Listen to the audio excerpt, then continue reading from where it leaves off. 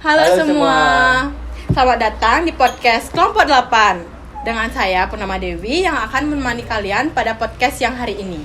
Tapi siang ini tuh spesial karena saya ditemani oleh rekan saya Dita. Hai Dita, gimana kabarnya? Astungkara baik Purnama. Purnama apa kabarnya? Baik terus dong Dit. Kira-kira Dita tahu nggak tema podcast pada siang hari ini tuh apa? Apa ya Pur? Sepertinya menarik nih. Oke, jadi tema podcast pada siang hari ini itu legalitas suatu perusahaan dalam kegiatan bisnis nih Dit. Nah, nggak usah lama-lama lagi, kita langsung aja perkenalkan para pembicara kita yuk. Yuk. Para pembicara kita pada siang hari ini, yang pertama ada Lili, terus ada Rosita Dewi, terus ada Rosita Luciana, yang terakhir ada Yuda. Halo, gimana kabarnya semua? Baik. Oke, langsung aja ya. Mengenai legalitas perusahaan, menurut Dita legalitas perusahaan itu apa? Kalau menurut saya, legalitas suatu perusahaan merupakan unsur yang terpenting karena legalitas suatu perusahaan merupakan jati diri yang dapat melegalkan atau mengesahkan suatu badan usaha sehingga dapat diakui oleh masyarakat. Nah, setuju banget yang dikatain oleh Dita, di mana suatu perusahaan pasti membutuhkan legalitas atau surat izin usaha yang dimana memudahkan suatu perkembangan usaha atau pendirian sebuah usaha. Nah, jadi dengan adanya legalitas yang jelas, segala macam urusan yang berkaitan dengan pengembangan usaha berjalan dengan lancar. Ya betul sekali Purnama, karena legalitas menjadi salah satu persyaratan dalam berbagai hal mulai dari pemasaran, hak merek, dan nama perusahaan itu sendiri. Tak hanya itu, perizinan juga dilandasi dalam pasal Undang-Undang Nomor 10 Nomor 3 tahun 1982 dan dalam surat keputusan Menteri Perindustrian dan Perdagangan tentang surat izin usaha perdagangan, perizinan yang berlandaskan hukum merupakan yang penting untuk dijalankan. Oh, jadi legalitas itu merupakan jati diri suatu perusahaan ya, Dit? Ya, ngomong-ngomong tentang legalitas perusahaan sebagai jati diri, tentunya perusahaan memerlukan identitas sebagai nama yang melekat pada badan usaha perusahaan tersebut. Nah, makanya hal tersebut menjadi topik kita pada podcast yang hari ini, yang dimana pertanyaan-pertanyaan tersebut akan dijawab oleh pembicara-pembicara kita nih. Baik, siapa itu Pur? Oke, yang pertama mungkin kita akan bertanya kepada Lili. Nah, Li, pasti banyak kan orang bertanya, seberapa penting sih nama perusahaan bagi perusahaan untuk menjalankan perusahaannya? Menurut Lili sendiri, seberapa penting nama perusahaan bagi perusahaan itu? Sebelum kita mengenal seberapa penting legalitas di suatu perusahaan, kita juga harus tahu apa aja sih unsur yang ada di suatu perusahaan. Salah satunya itu nama sebagai identitas dari suatu perusahaan, di mana nama merupakan jati diri yang dipakai oleh perusahaan untuk menjalankan usahanya tersebut, seperti itu. Oh, jadi nama perusahaan itu melekat pada perusahaan itu sendiri ya?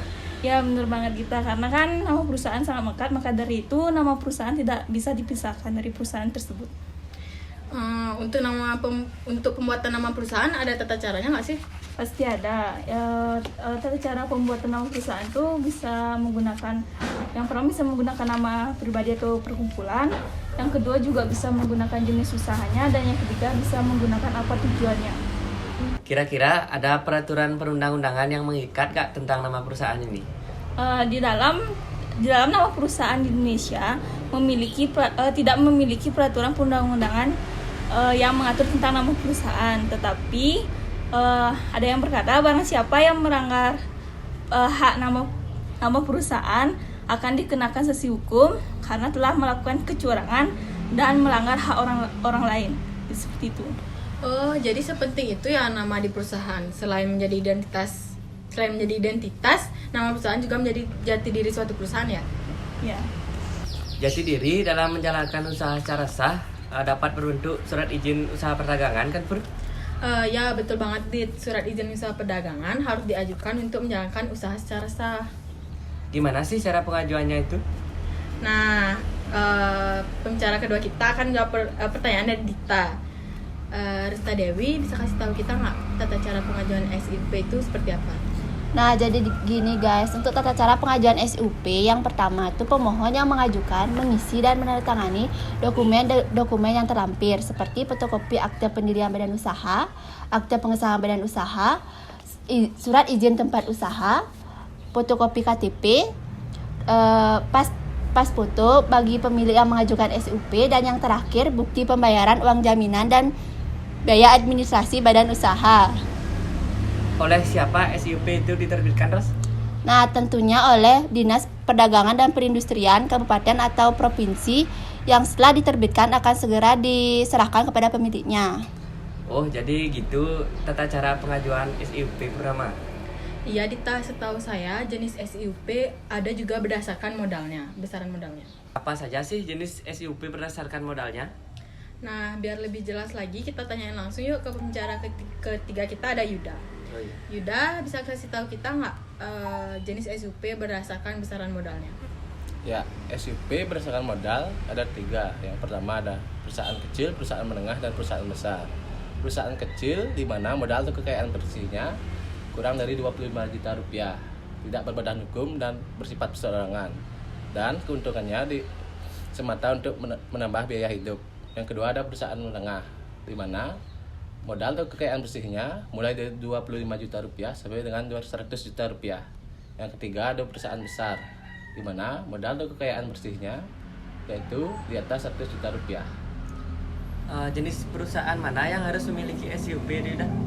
Ini perusahaan yang harus memiliki SUP yaitu perusahaan menengah dan perusahaan besar, di mana SUP harus diajukan ke Dinas Perdagangan dan Perindustrian Kabupaten atau Provinsi. Wah, ternyata SUP ini banyak jenisnya ya, Dit. Lalu apa sih keuntungan yang didapatkan oleh perusahaan? Tentunya perusahaan bisa mendapatkan perlindungan hukum dan sah di mata hukum. Besar juga ya manfaatnya, Dit. Nah, dilihat dari apa yang didapatkan, tentunya tak luput dari keteledoran yang dilakukan oleh perusahaan. Nah, apa aja sih konsekuensi dari SUP ini? Pastinya konsekuensi dari SIUP ini bisa dilakukan pembekuan atau pencabutan loh. Gimana tuh, Dit? Ya, biar lebih jelas, mari kita tanyakan ke pembicara terakhir kita. Wah, ada Rosita nih sebagai pembicara terakhir kita. Hai, Ros. Hai Pur. Ros, bisa kasih tahu kita nggak tentang pembekuan dan pencabutan? Bisa dong Pur. Oke, kali ini aku bakalan jelasin tentang pembekuan dan pencabutan SIUP. Di mana pembekuan SIUP ini bisa dilakukan apabila pemilik atau perusahaan sedang dalam pemeriksaan pengadilan, di mana pemilik atau perusahaan ini telah disangka melakukan tindak pidana. Tak hanya melakukan tindak pidana, perusahaan juga bisa dibekukan SIUP-nya apabila perusahaan sudah mendapatkan peringatan tertulis sebanyak 3 kali nih Pur. Di perusahaan ini telah melanggar ketentuan-ketentuannya, Ros. Ya, benar banget apa yang dikatakan oleh Dita. Ketentuan-ketentuan yang dilanggar itu seperti perusahaan tidak melaporkan tutup atau bangkrutnya perusahaannya. Lalu yang kedua, perusahaan juga tidak memberikan informasi atau data yang sesuai yang ada di lapangan. Nah, selanjutnya perusahaan juga tidak membayar pajak pada pemerintah. Oh, jadi jika melanggar ketentuan SUP ini bisa dicabut ya, Ros? Ya, benar. SIUP ini bisa dicabut apabila pemilik atau perusahaan telah dijatuhi hukuman pidana. Tak hanya dijatuhi hukuman pidana, SIUP ini bisa dicabut apabila perusahaan tidak memenuhi syarat dari SIUP, seperti ia melanggar SIUP-nya, lalu menyalahgunakan SIUP ini dan melanggar larangan di bidang bisnis atau perdagangan, maka SIUP ini bisa dicabut. Adakah kemungkinan SIUP ini bisa dicairkan atau digunakan, Ras? Ya, tentunya bisa Dita. Kemungkinan SIUP ini bisa digunakan atau dicairkan kembali jika pemilik atau perusahaan terbukti tidak melakukan tindak pidana atau tidak melanggar dari peraturan SIUP ini. Nah, perusahaan bisa mengajukan permohonan SIUP baru setelah 1 tahun sejak SIUP itu dicabut. Oh, jadi kita tuh harus mematuhi ketentuannya nih, Dit. Seperti halnya menggunakan satu SIUP untuk satu jenis usaha yang sama. Kalau begitu, oke deh Pur.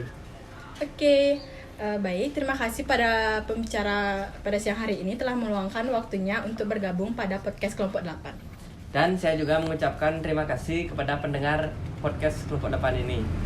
Mohon maaf jika ada kesalahan kata atau ucap dari kami. Akhir kata saya dan Dita undur diri. Sampai ketemu di podcast berikutnya. Bye.